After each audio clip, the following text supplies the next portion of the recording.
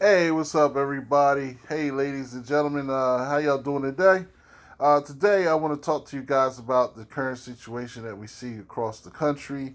Of course, we have a global pandemic, but we also have a national pandemic going on right now. The coronavirus or novel COVID 19, is pretty much wreaking havoc on the United States. So, what I'd like to talk to you guys about today is about the importance of encouraging people to purchase guns and not to support candidates that actually want to slowly denigrate the Second Amendment. Um, right now, I'm looking at an article from the NRA ILA. Of course, I don't support the NRA, but I support Black Gun Owners Association and NAGA as well. Um, I do follow the NRA ILA. I have given much money to the NRA LLA back in the day, before I got tired of them. But it talks about New Jersey stops firearms transfers, and this is a very slick move what New Jersey did, because not only did they shut down all non-essential services, which is every single bar, restaurant, everything except for grocery and pharmacy and stuff. What they did was they shut down the gun stores in the state of New Jersey, um, and we're here where I was warning people the last 12 years that stuff like this was going to happen. And really, the proof of it that I used to use back then is what happened during Katrina, when the police went around door to door grabbing guns from New Orleans residents, right? And a lot of them, they never got them back. So they basically, violated their Fourth Amendment by illegal search and seizure, and then they also violated their Second Amendment rights by taking their right to bear arms from them. And they took it mostly from the vulnerable populations of New Orleans, right? So basically, for the past 12 years, I had been encouraging people in the black community to uh, to learn how to shoot, to purchase guns, to buy ammunition, to be responsible gun owners. Because just because you took a CCW class, just because you go to the range, does not make you a responsible gun owner. That's only part of the responsibility. The other part of responsibility is safety. The other part of responsibility is actually having enough ammunition in the house. The other part of being a safe gun owner, a good gun owner, is actually encouraging other people to learn how to shoot, is actually encouraging other people to support the Second Amendment. That it's a lot to just being a responsible gun owner. It's actually to represent gun ownership. It's not going out there handing people a shotgun that can't handle the shotgun, and then watching the shotgun hit them in the face, or the rifle hit them in the face, or the handgun hit them in the face. That's not being a responsible gun ownership. That's not responsible gun ownership at all. So over the past 12 years, I've been trying to encourage the black community to actually see the benefits of having a gun, see how fun it is, because it's also a sport. It's also an activity that you can make a family activity. And unfortunately, I was always met with the same thing, because most black people are very peaceful. They go to church. They're peaceful. We have our criminal element, which is probably 1% of the whole community. Like Camden has about 75,000 residents, and I'm telling you now, it used to be 125, but now it's down to 75,000. And I tell you now, it's about 1%, about 750 dudes in that city that are the ones you have to worry about. They're not all murderers. They're just people that will stick you up. They will do crazy stuff to you. And what happens is, but now, they're always transitioning in and out of the system. So it's never at one time that all 750 of them are actually in the streets, because they always in and out of the system.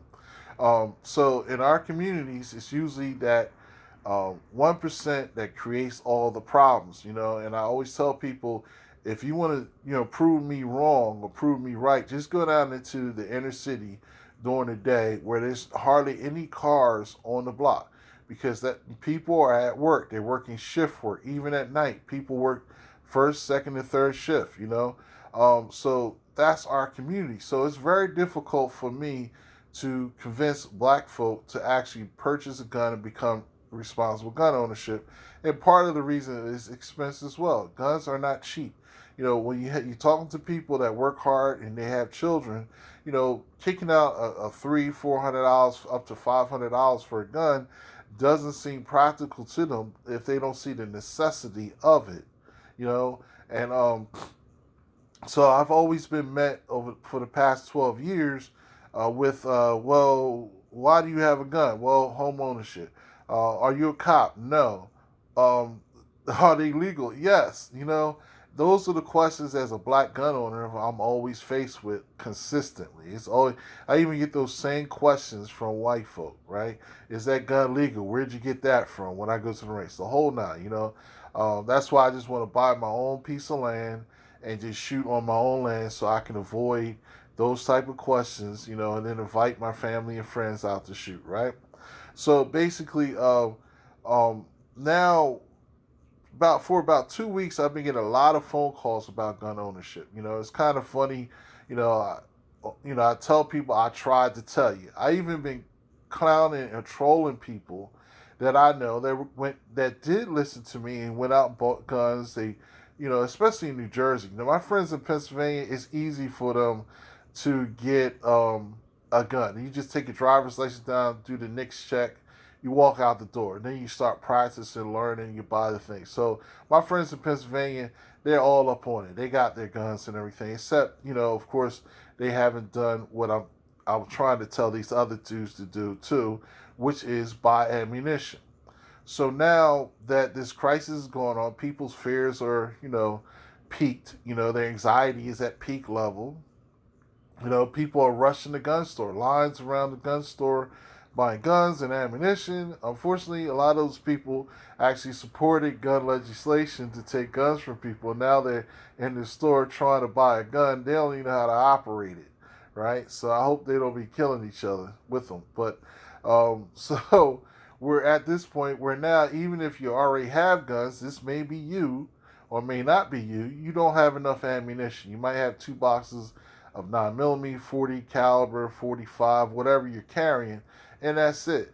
You have to be ammo secure because you never know when the state or the local government is going to restrict your ability to buy ammunition and guns. You have to be ammo secure. You have to have 500 rounds here, 1,000 rounds there, whatever you want. The minimum is 500 up to 1,500. You have to have these things because of the fact that we have government officials out here that are trying to restrict the purchase of guns and ammo. They're trying to restrict what you can own and what you cannot own.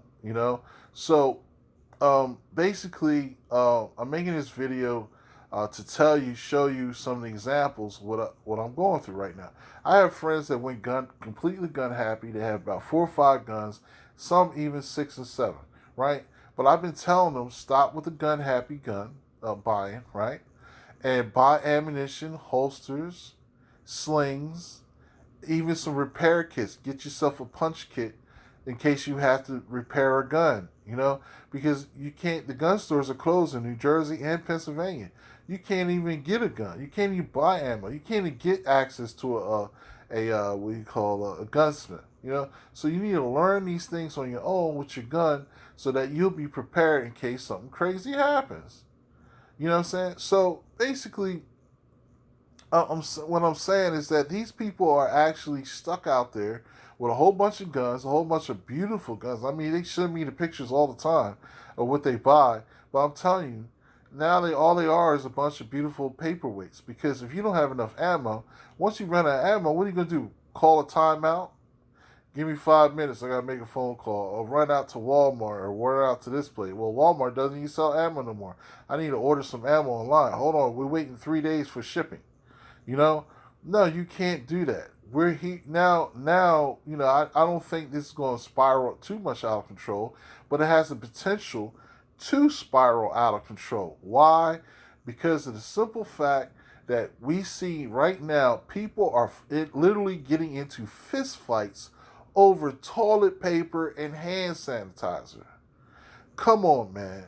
I'd rather stick a hose up my butt than fight somebody over some hand sanitizer, baby wipes, or toilet paper or paper towels.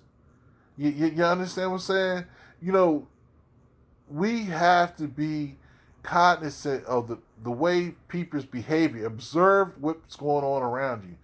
If you think that it's bad over some toilet paper, wait until the resources for food start disappearing. Right?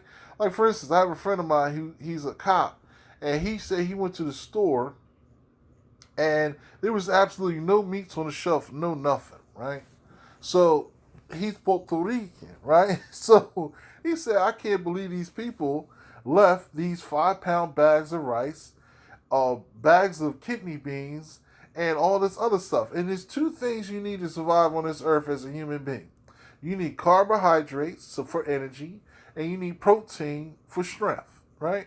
So right there with beans and rice, you got enough that will last you for months with beans and rice. You could buy 2 of them 5 pound bags of rice, a big couple big bags of red beans or whatever, kidney beans, lima beans, whatever, and that will sustain your entire family for months, right?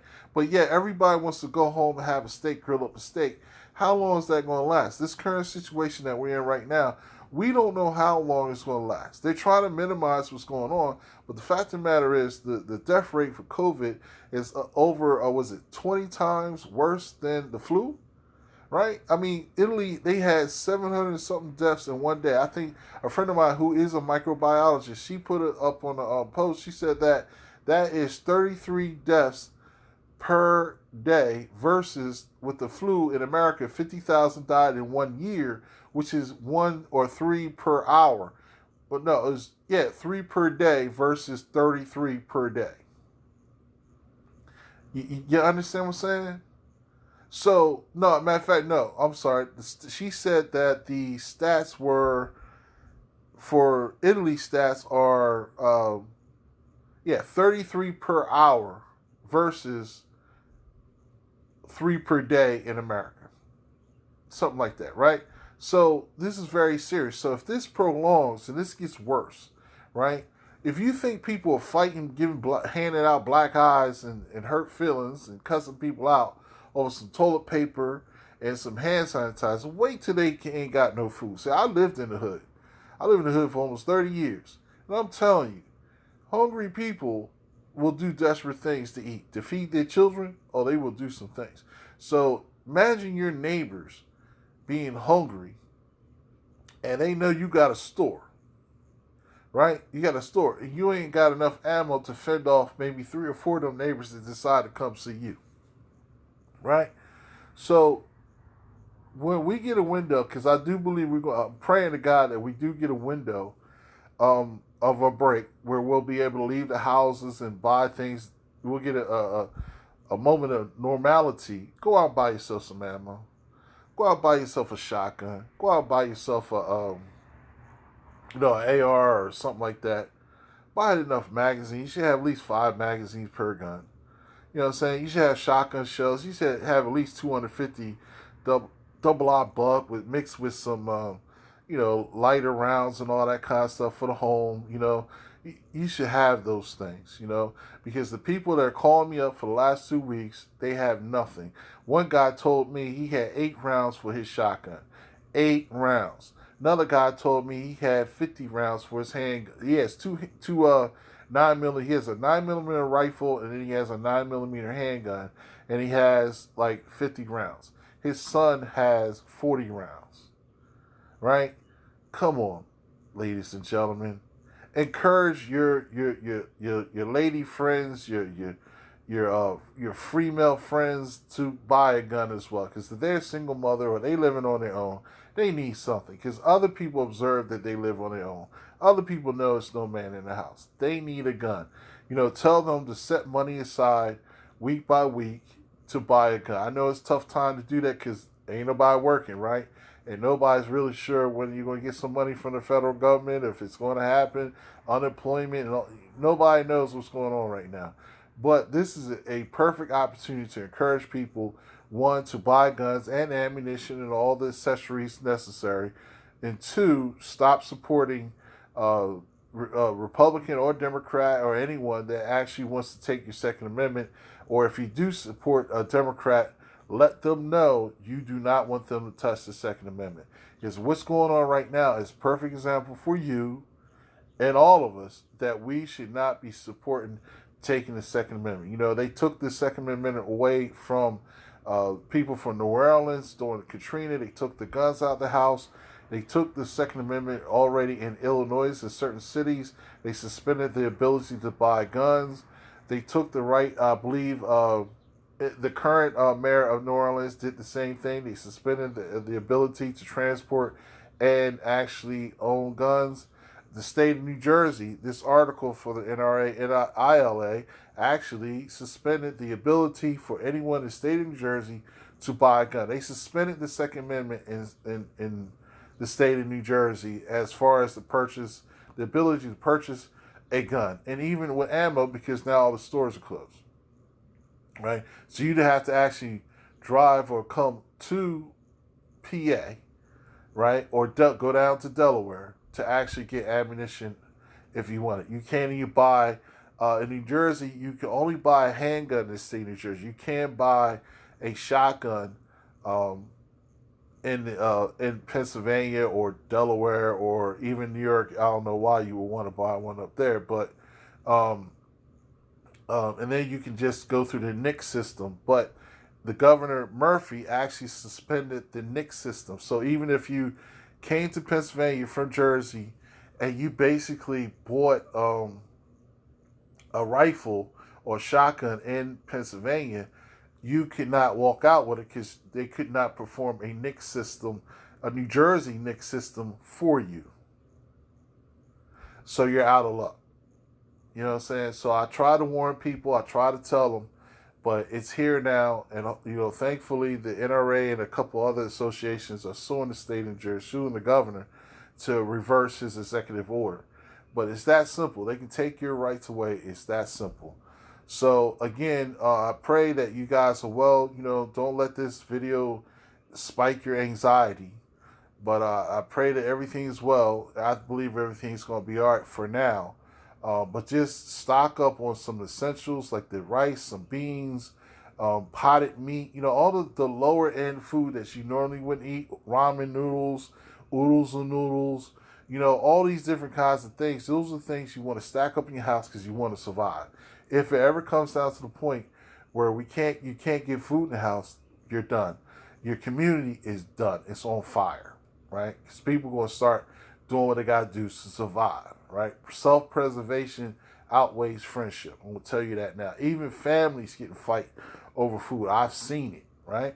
So, you know, basically be in peace. But remember, the only relationship you'll ever have that will last, only friendship you ever have or will last is your friendship and your relationship with Jesus Christ.